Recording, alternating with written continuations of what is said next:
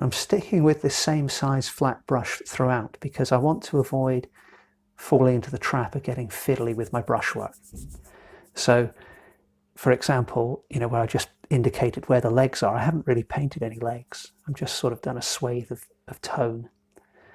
And it's quite a good way to force yourself to make decisions. You can, if you're struggling to paint something because of the size of the brush, you can say to yourself, well, A, do I need to paint it at all? And B, if I do, maybe I can just represent it as a block of tone. And then over to this lady on the left here.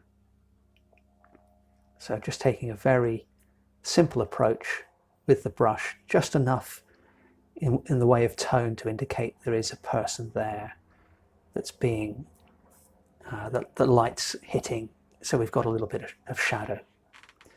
And then I felt the need to just fill in this gap. I guess arguably I could have left this bit undone, but I felt the need to just put in a little bit of an indication of a few more people, very faintly off in the distance, just a little bit of dry brush here.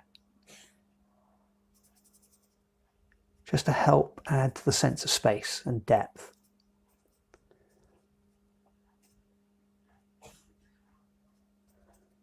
But definitely not wanting to go into too much detail for these distant people.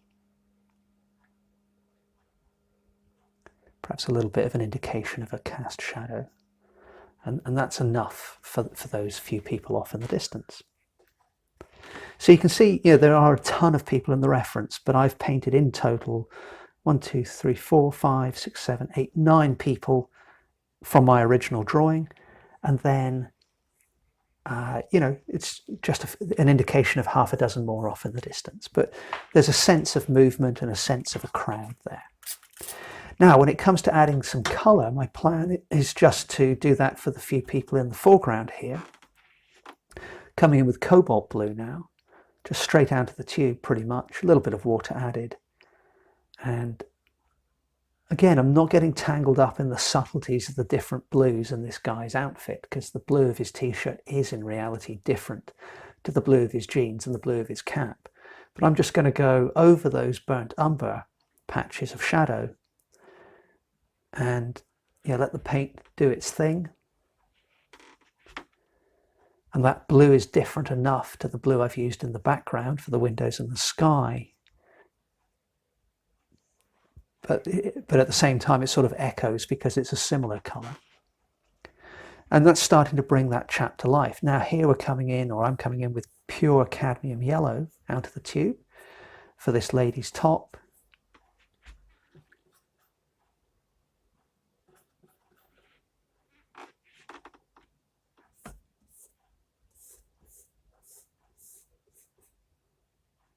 And again, going straight over those patches of burnt umber, which are now dry.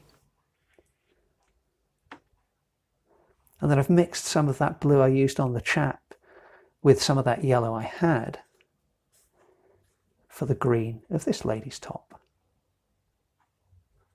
So a very simple approach to adding colour, not getting tangled up at all with trying to match the colours with reality. But I do like the red of the table. So this is just pure cadmium red.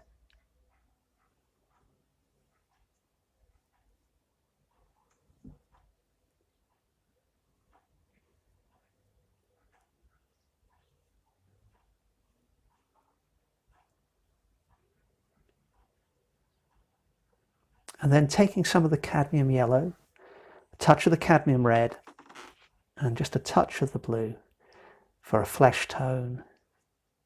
And then applying that in obviously the appropriate areas where flesh is exposed on this foreground trio.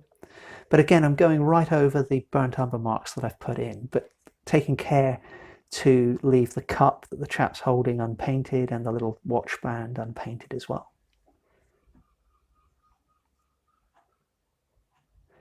Painting over the shadow on that lady's face, because some of that, that'll knock back that pure burnt umber enough that it'll read reasonably well. And that's that painting done. So pretty much just 1 or 2 layers of paint, and we've been able to create in a minimal way the impression of a crowd. And I really like painting in this efficient way. It makes you sort of stop go a little bit slower, and just make calm decisions, really. And then just choose to stop the painting when you feel you've done, you know, the absolute minimum you can get away with. And that's kind of the fun of it, really. Anyway, hope you enjoyed this video, and I will see you next Sunday for the next episode of the Sunday Art Show. Thanks very much for watching.